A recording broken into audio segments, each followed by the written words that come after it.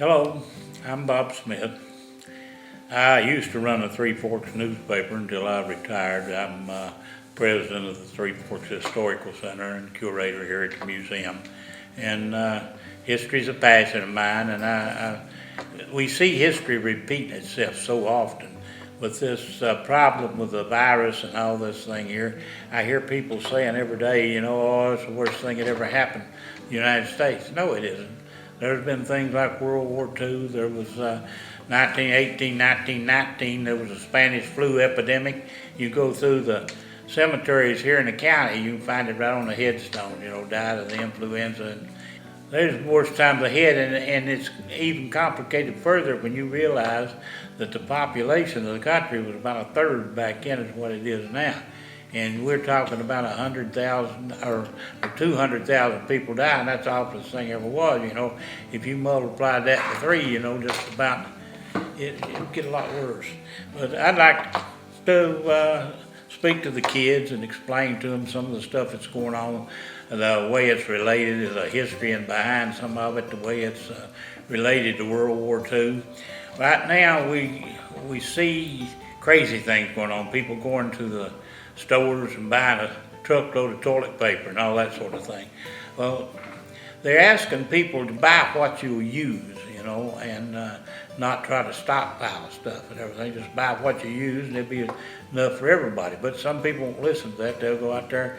It's just like a snowstorm in the wintertime here. People go out and buy 6 months worth of bread and milk and try to keep it, to other times. But in World War II, things was kind of tight, and we didn't import all the stuff that we do now, and they came up with this system of rations.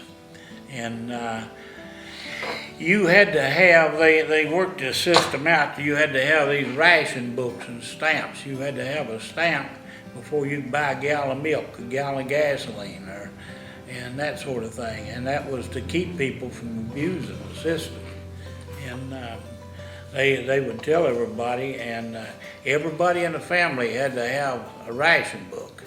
Now, most people never kept up with them. Some of them have, I got a few. I'm fortunate that I was able to keep one for me. I was a little bitty tack. I was born in '43. And one for my dad. He was a wounded veteran coming home. He still had to have a ration book before he could go down here and buy himself a gallon of milk or a bottle of beer, and he had to have ration stamps for it. And then one for my grandpa. All 3 of our names are Bob Smith. So that's Robert Bob and Robert Bob and Robert Bob. So, okay, here we got tanks and fighter planes and what have you. And anything you bought required so many stamps. They had it marked and all that. You had to pay the money. That goes without saying. You had to pay for it, but you had to have the ration stamps before you could buy those things. And this is my dad's book. He was wounded in Europe in World War II. Even when he come home, he had to have the ration books there before he could buy anything. This is my grandfather's sign. It's signed Robert Bob Smith there on the thing. And this is mine. It's just like I said, I was a little bitty tack. I don't remember too much about those days, but how often were the books issued to families? I think it was once a month or something to that effect. I'm not even real positive about that. I have never came up, and I never thought to mention it. But it was a vital part of the war effort, and I'll tell you why. The country felt like they owed the troops in the field the very best of everything. Whether it was the very best cuts of steak or what have you, it went to the military. If it was a gallon of gasoline, the military had first choice on it, And we didn't even sell a new car in this country from 1941 through about 1947, 48 or something to that effect. Every vehicle and everything went into the war effort, and everything was geared toward the war effort. You had to have it for sugar, for salt, for everything like that. You had to have ration stamps before you could buy those things.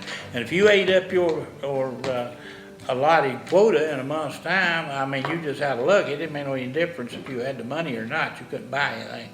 Yes, But a lot of families in this area back then did gardening and things like that. Oh, I mean, gardening, everybody had a garden, you know. That was, So that helped families. most people were almost independent in this country. They raised gardens and they had big field crops, you know, they'd sell them on the market, and a lot of that stuff went to the troops and everything.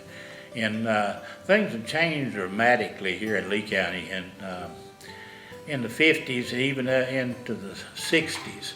Most people raised almost everything they ate in here. You know. We, when I was growing up on the farm out here, we had our own cattle. We butchered our own cattle, butchered our own hogs, kept our own chickens. We butchered our chickens and furnished our eggs and milked the cows. And there was very little that you had to have. You'd go to the store, you'd buy stuff like seasoning and stuff of that nature. And if you run out of luck there and your cow had her calf at a time you wasn't exactly expecting, well, you had to go to the store and buy yourself a gallon of milk. But you went by your names on these ration books and everything, and now in the stores, it's going to get even tighter. Everybody in authority says, "Oh, we've got plenty of stuff right now. If you will buy it, you know, and not hoard it, if you'll buy what you need." But now, if we're not raising, we're not farming, and we're not producing a lot of stuff right now, there's no forever after, you know. And we encourage people, you know, go down here and buy what you need, but don't try to store stuff up and jack up the price on toilet paper and all that. I run a newspaper. If you run out of toilet paper, remember, we'll give you a bundle of old paper. Now, I wouldn't recommend you try to flush them, but they're handy. The prices, now, people are one of the delightful surprises of all this for most people is the price of gasoline, you know, has dropped dramatically. In World War II, the price of vehicles was so cheap it was amazing, but nobody had any money. I've got a receipt somewhere that my father-in-law, after the war was over with, 1948, he bought a 1948 Ford. He paid $480 for it. So that's, people are amazed, you know, there's so much change, and they don't realize when you get as old as I do, time seems to be a lot shorter than what when you're looking out to the future there.